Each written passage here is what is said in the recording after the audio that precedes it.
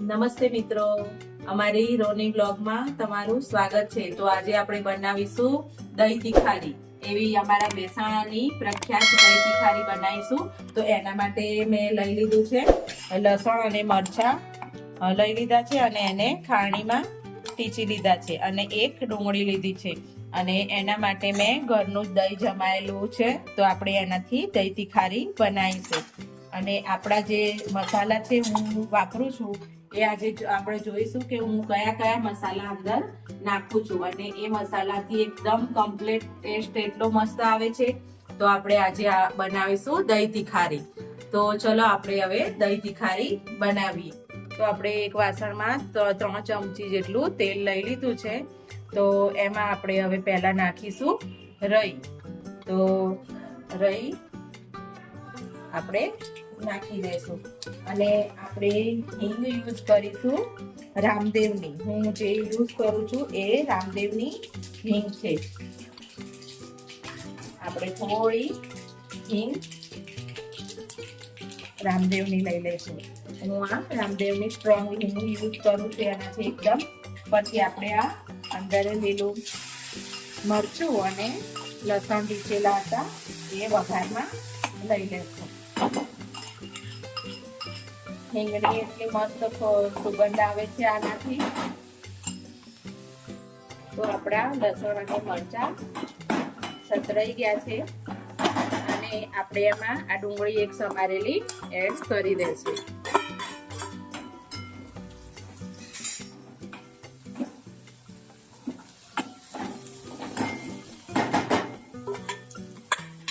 અને આ આપણો હળદર પાવડર છે જે આ રામદેવનો છે હળદર પાવડર। આ છે મરચું, એકદમ મસ્ત એવો ટેસ્ટ આવે છે। હળદર એટલી મસ્ત, કલર બી એનો મસ્ત આવશે અને ટેસ્ટમાં બી પણ મસ્ત રહેશે। અને આ છે રામદેવનો ધાણા જીરું પાવડર।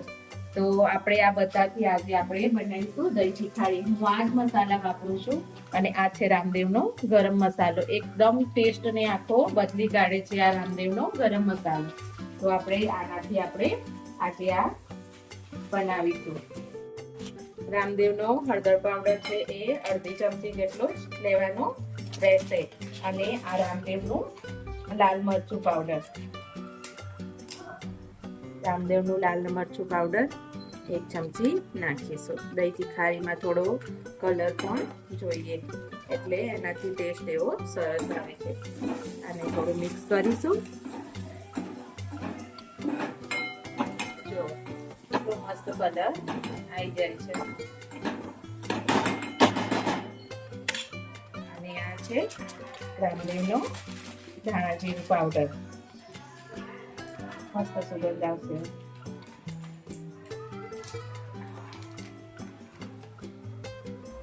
ધાણા જીરું પાવડર તો આપણે લાસ્ટમાં નાખીશું। હવે આપણે ગેસ બંધ કરી દઈશું। દહીં આપણે અંદર નાખી દઈશું પહેલા તો દહીં આપણું ફાટી જશે, એટલે હવે આપણે ગેસ બંધ કરી દઈશું। અને ગેસ બંધ કર્યા પછી દહીં નાખ્યા પછી આપણે નાખીશું ધાણા જીરું પાવડર।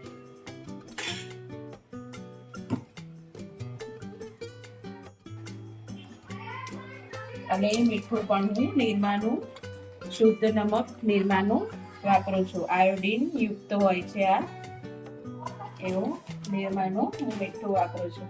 અને હવે આપણે ગેસ બંધ કરી દીધો છે અને અમે એડ કરીશું હવે દહીં।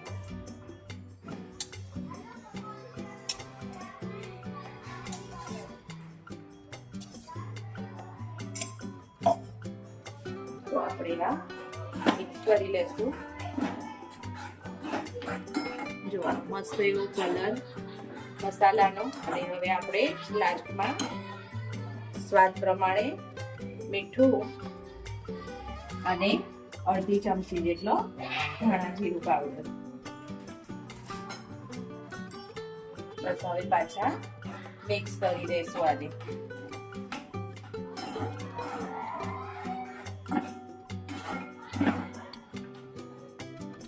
તો આપણે દાણા નાખીને મસ્ત એવું ગાર્નિશ કરી લેશું અને ખાવા માટે તૈયાર છે આપણી દહીં તીખારી।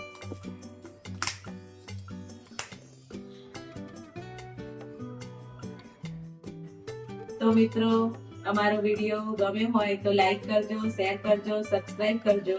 થેન્ક યુ અને સપોર્ટ કરવા માટે પણ થેન્ક યુ સો મચ.